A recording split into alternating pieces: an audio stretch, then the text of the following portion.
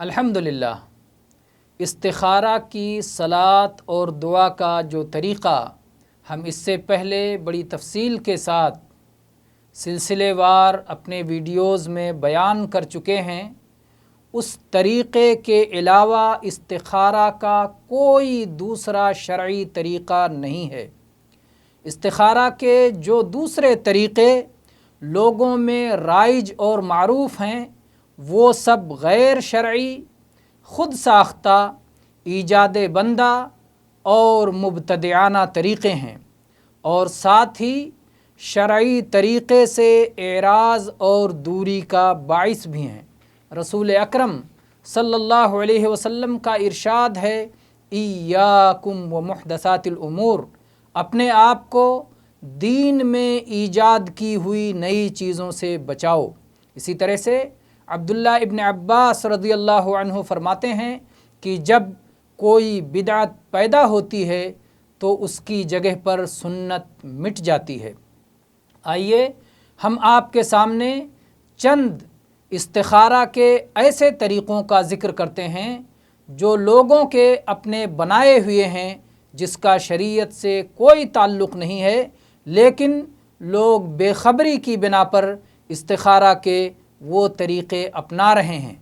ہم اس لیے بیان کر رہے ہیں تاکہ آپ بے خبری میں ان طریقوں کا شکار نہ ہو جائیں، بلکہ آپ علم کے ساتھ ان طریقوں کو چھوڑ دیں، ان سے گریز کریں، ان سے دوری اختیار کریں۔ کچھ لوگ مصحف یعنی قرآن مجید کھول کر استخارہ کرتے ہیں۔ مصحف کھولنے پر اگر آیت عذاب سامنے آ جائے تو اسے ممانعت تصور کرتے ہیں اور اپنے ارادہ و عمل سے باز آ جاتے ہیں، اور اگر آیت رحمت سامنے آ جائے تو اسے نیک شگون مانتے ہوئے اپنا ارادہ و عمل انجام دیتے ہیں۔ یہ غیر شرعی استخارہ ہے۔ اسی طرح سے بعض لوگ قرآن مجید کے بجائے ایسی کتابیں کھول کر استخارہ کرتے ہیں جنہیں وہ بذام خویش مقدس اور متبرک تصور کرتے ہیں، مثلا دیوان حافظ یا مثنوی مولانا روم وغیرہ۔ اسی طرح سے کچھ لوگ کسی شیخ یا پیر کے پاس جاتے ہیں اور اس سے استخارہ کی درخواست کرتے ہیں، پھر وہ شیخ استخارہ کر کے انہیں جواب دیتا ہے کہ یہ کام ان کے لیے مناسب ہوگا یا نامناسب ہوگا۔ کبھی وہ اپنے جواب کی بنیاد اپنے کسی خواب پہ رکھتا ہے، کبھی یوں ہی وہ اپنی رائے بتلا دیتا ہے، اور کبھی دجل و فریب اور شعبدہ بازی کے دیگر طریقے اپناتا ہے۔ کچھ لوگ تسبیح کے دانوں سے استخارہ کرتے ہیں، اگر ان کی گنتی کا خاتمہ طاق پر ہوتا ہے تو اپنا کام کر ڈالتے ہیں، اور اگر ان کی گنتی کا خاتمہ جفت پر ہوتا ہے تو اپنا کام نہیں کرتے۔ یہ بھی استخارے کا غیر شرعی طریقہ ہے۔ یہ سارے طریقے بدعت اور حرام ہیں، رسول رحمت صلی اللہ علیہ وسلم اور آپ کے صحابہ رضی اللہ عنہم سے ثابت نہیں ہیں۔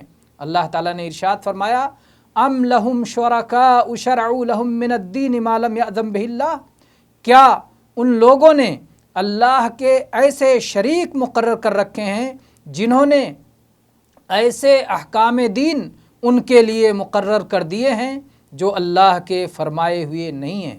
اور ایسے ہی عائشہ رضی اللہ عنہا کی حدیث ہے کہ آپ صلی اللہ علیہ وسلم نے فرمایا، من احدث فی امرنا ھذا ما لیس منہ فہو رد۔ یہ بخاری و مسلم کی روایت ہے کہ جس شخص نے ہمارے دین میں ایسی کوئی چیز ایجاد کی جو اس کا حصہ نہیں ہے تو وہ مردود اور ناقابل قبول ہے۔ اور صحیح مسلم میں ان الفاظ کے ساتھ یہ حدیث آئی ہے، من عمل عملا لیس علیہ امرنا فہو رد، جس نے کوئی ایسا کام کیا جو ہماری شریعت کے مطابق نہیں ہے تو وہ عمل مردود ہے۔